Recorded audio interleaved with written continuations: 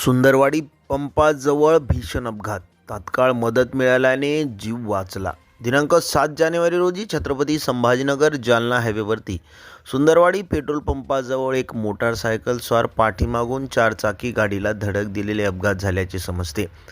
अपघात झालेले two wheeler स्वार विजय चंद्रभान नितनवरे वय वर्ष 40 राहणार छत्रपती संभाजीनगर रेल्वे स्टेशन असे जखमी झालेल्या तरुणाचे नाव आहे।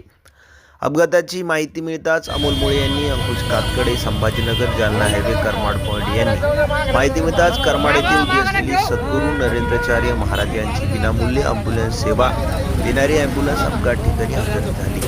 जखमी पेशंटला तात्काळ घाटी रुग्णालय छत्रपती संभाजीनगर येथे नेऊन स्वतः ॲम्ब्युलन्स ड्रायव्हर यांनी त्यांचा जीव वाचवला।